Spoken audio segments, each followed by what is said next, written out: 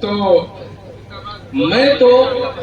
مجھے پوری زندگی اللہ کا شکر ہے، آج تک مجھے 20 سال سے زیادہ ہو گئے تقریر میں، آج تک میں نے دھوکہ نہیں دیا، اور کبھی بھی ایسا ہوا ہی نہیں ہے کہ بن بتائے میں نے کبھی موبائل سوئچ آف کیا ہو، اور وقت سے پہلے جب تک میں خود کمیٹی کا ایک فرد بن کر میں اپنا بدل انتظام نہیں کر دیتا، میں کبھی بھی کسی کو اندھیرے میں نہیں رکھتا، کیونکہ میرا عقیدہ یہ ہے کہ وہ کمیٹی ٹھیک ہے، نگرانی کر رہی ہے، جلسہ تو حضور کا ہے، پیغام تو حضور کا ہے، مسئلہ تو اعلیٰ حضرت کا ہے۔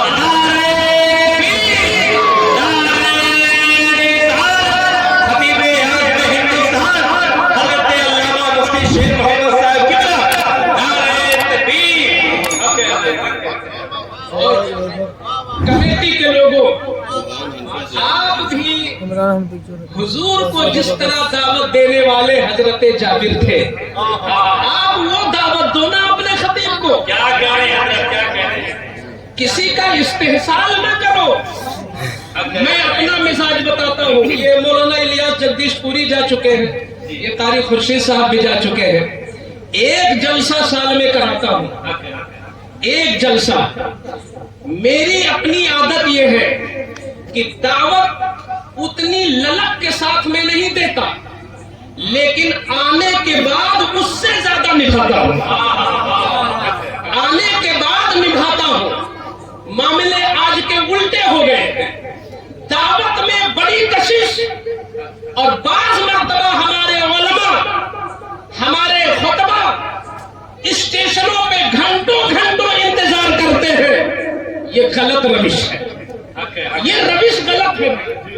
جب تک چلا نہیں عالم تو آپ اتنے بےتاب ہیں، اور پہنچ گیا تو اسٹیشن پر گھنٹہ بھر کھڑا ہو، یہ عوام اور حضور کے غلاموں کی یہ روش نہیں ہونی چاہیے۔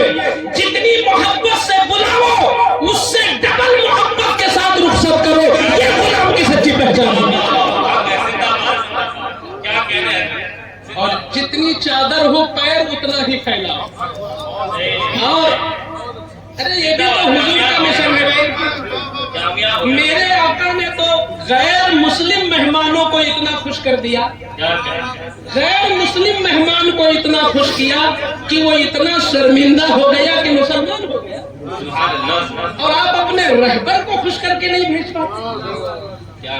یہ بہت غلط روش ہے، یہ گویا کہ ہمارے لیے زہر ہے یہ طریقے۔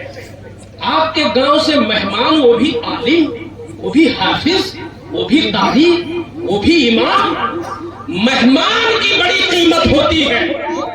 آؤ سنو تو میں ایک اسٹیمیٹ جو آپ نہ وہاں بینک میں نکلواتے ہیں، 6 مہینے کا اسٹیمیٹ نکالنا آج کل ایڈڈ مدرسوں میں بہت مانگا جاتا ہے، 6 مہینے کا اسٹیمیٹ لے آؤ۔ تو حضور صلی اللہ علیہ وسلم کی بارگاہ میں ابھی 15 سال رہی ہیں خدیجہ، ابھی 15 ہی سال تو رہی ہیں، اور 40 سال ہو گئے حضور کی عمر پاک کو۔ اب 15 سالہ اسٹیمیٹ جو نکالا خدیجہ نے، وہ کتنا سچا اسٹیمیٹ ہوگا؟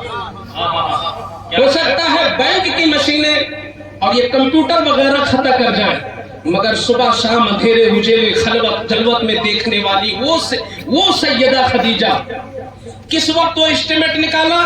جب حضور پر وحی اتری،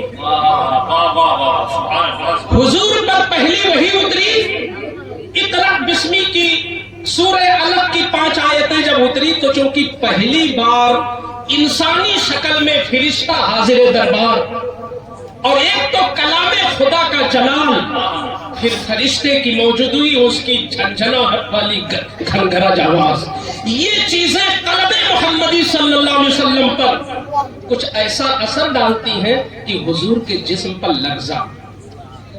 5 آیتیں تو یاد کر لیا حضور نے، مگر کانپتے کانپتے غار حرا سے نکلے، خدیجہ کے پاس آئے۔ آنے کے بعد پہلا جو لفظ کہا، وہ کہا زملونی زملونی زملونی، گھر والوں ذرا چادر اڑا دو، چادر اڑا دو، چادر اڑا دو۔ उलमा ने लिखा है इसी हदीस की रोशनी में कि किसी किस्म की घबराहट हो तो उसको लिहाफ या चादर या कंबल ओढ़ा दो, इससे घबराहट में शिफा मिलेगी। ये हुजूर की सुन्नत है, ये हुजूर का बताया हुआ।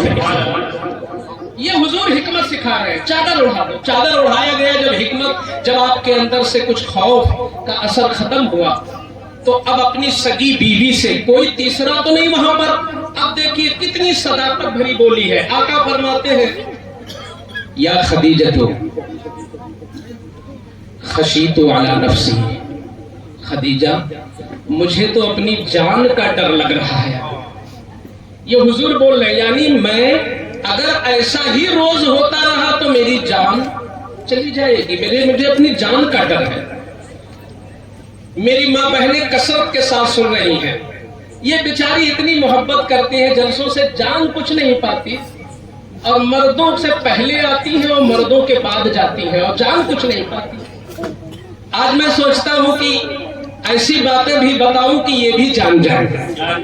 तो इसलिए कि इनका भी तो हिस्सा है। इनका हिस्सा इसलिए है कि जितनी भी जंगें पढ़ो आप तो उसमें मिलता है कि मुजाहिद ने तलवार चलाई और जब जख्म हो गया मुजाहिद को तो मरहम इन्हीं ने किया, पट्टी इन्होंने बांधा। मुजाहिदीन प्यासे हैं तो अपनी कमर पर, कंधे पर मशकीज़े लाद लाद कर पानी लाने वाली हमारी माँ बहनें थी। तो अगर इस्लाम आगे बढ़ा तो मेहनत तलवार और तीर से आपने किया, तो मुजाहिदीन के जख्मों पर पट्टी इन्होंने किया, पानी इन्होंने पिलाया, तो वो भी हिस्सेदार है।